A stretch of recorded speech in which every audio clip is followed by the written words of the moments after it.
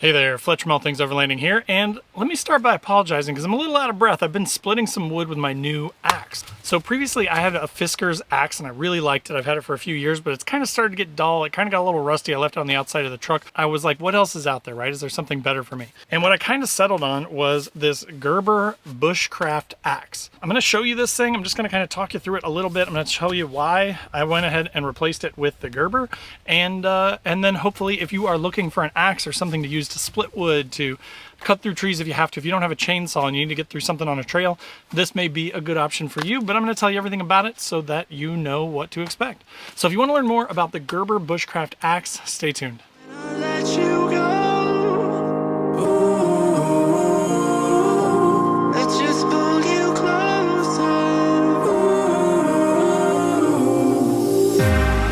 Understand where it came from, but you got it, my got it. It began in the land of the sandstorm. I fought it, though I wanted everything to do with what you gave to me.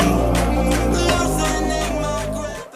Alright guys, as I mentioned in the intro, today I'm talking about my new axe that I picked up to replace my good old Fisker's that I've had for quite a while. Again, nothing wrong with that axe except that it just eventually kind of got worn out, started to get a little rusty, needed a lot of reconditioning, so I decided to try something new. So again, went with the Gerber Bushcraft Axe. This thing weighs in at about 4.5 pounds. It's a little over 26 inches, maybe 26.25 inches long. The head is about 1 inch thick, a little less than 1 inch thick, so it's got a pretty wedge style head to it, which I actually really like. And I'm going to show you, I'm going to split some wood with this here in a second and show you. This thing's actually really good for like bigger wood, bigger chunks of hardwood. So if you're around camp and you need to split stuff, if you have a tree down in your way and you need to kind of get through it and you don't have a chainsaw, something like this would get you through it. And this also has some sort of hidden features built into it, which I'm going to show you as well. So first of all, let's talk about the cover. The Fisker's axe has sort of a plastic one with like a little click button on it. And honestly, I wasn't a big fan of that. One, it rattled, so it wasn't, when it's like on the side of my truck, mounted up to my bed rack, it would sort of rattle around and stuff. Two, it was pretty hard to get on. You kind of had to get the axe head angled just right into that cover to get the cover on, and all it really did was prevent it from slicing your hand on the sharp edge, but it didn't actually protect it or cover the axe, which with the Gerber, as you can see, it does do a pretty good job of actually covering the head and sort of protecting it from damage, rust, rain, that sort of thing. So I do like that. Another thing is this thing is significantly easier to get off than that weird plastic one with the Fisker. So all you do is undo this Velcro all the way around, and then it just pops right off. There is sort of a little cutout down here at the bottom, which allows it to sort of cinch in there. So you slide it straight in there, wrap that Velcro around it, and you're ready to go with the cover in place, which I like. I like how fast and easy it is to kind of deploy, if you will.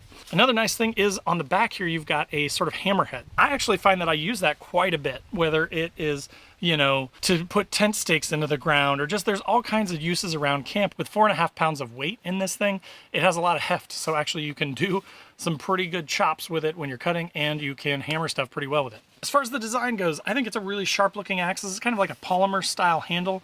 In my use so far, I've used it for about a month now. It's been very sturdy. It feels really good. One thing that I will say that is a slight concern that's also a feature is in the handle down here, you've actually got a sort of hidden compartment. So if you push in on this button here on the side, this whole thing comes out of the bottom of the axe. And it does have some paracord wrapped around it there, which is kind of a nice thing, like just in case. If you needed it, you got some paracord. And then it seems to have a couple of little sort of secret hiding places where I think you could put, you know, something like, I don't know, piece of paper. I mean, it's not very big, so you're not going to put much in there. But I mean, you could have like, I don't know, batteries, or you could have like a little first aid kit or some Band-Aids or something like that.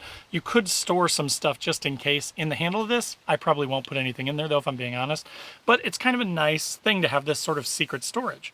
The only downside to it though is that it rattles. So at first I was kind of like, what is rattling? Is it the handle? And it's not. The handle is solid as can be, but you hear that coming from down there. So with this thing just being a piece of plastic that's kind of tacitly locked in there with this little button, it does sort of rattle a little bit. So just be aware of that. I mean, it doesn't seem to be causing any problems. It doesn't concern me about the axe, but it is something to be aware of, that when you're cutting wood and you strike that wood, you're going to probably hear some sort of a rattle, and it's probably just that butt piece down here on the bottom, if you will. So again, I'm going to hop over here. I'm going to split some lumber for you. This is some really old, dry hardwood stuff that I cut up with my chainsaw in the woods, and I'm just going to split it up to use for a campfire tonight. So you're going to see how well this thing does. So we're gonna see together how well this thing does for splitting wood.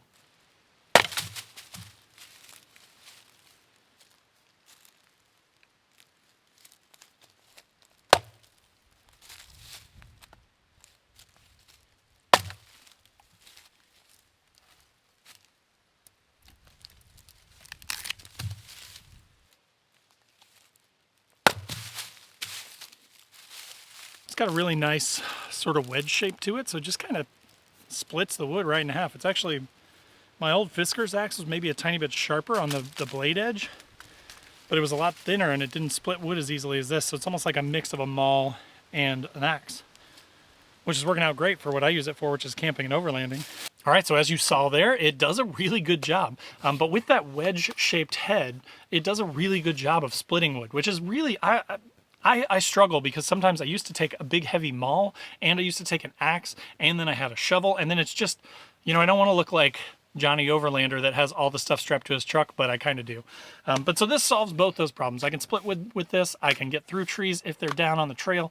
I can use it for a number of things. I can use it to hammer stuff. So there are multiple uses for this axe and I really like it. Again, it's a sharp looking axe. It's a really nice looking axe, which I also don't hate that it's nice looking. Overall, I'm really impressed with this thing and I'm hoping that it'll do a few years in my sort of collection, if you will. So hopefully that was helpful for you. Hopefully that gave you a little bit of information about this axe. If you are looking for something to, you know, take with you for overlanding, just in case to have, I mean, you know, the whole point of overlanding is to be prepared. So having something like a solid axe that also doesn't break the bank. This thing is not that much as far as pricing goes. It's about $100 axe. So again, hope that was helpful for you. Obviously, if you have questions or anything like that, post up in the comments down below. I'd be happy to answer them for you. Of course, there will be a link to this axe in the description down below. So if you're looking to buy something like this, just click through that to go find it as easy as possible. Also in the description down below will be links to all my social channels. So wherever you want to come and hang out, I'd love to have you. Click through those links and join the conversation on Facebook, Instagram, TikTok, wherever you want to come hang out. Also in the description below will be links to my website where I've got funny overlanding and camping themed like patches and stickers, Velcro backed patches, nice stickers, good quality stuff. So if you're looking for stuff like that, check that out. And then last but not least, there are links to my Patreon page where we have a 24/7 Discord and kind of chat all the time, and then do a once a month call to talk about our gear and rigs and upcoming trips. And there's the Newbie Overlanders Facebook group, which is totally free to join. Almost 14,000 people in that group now, and it's awesome. It's people that are there to help newbies. They're not there to make fun of people. So if you're looking for a group that's a little different than the rest, check that out.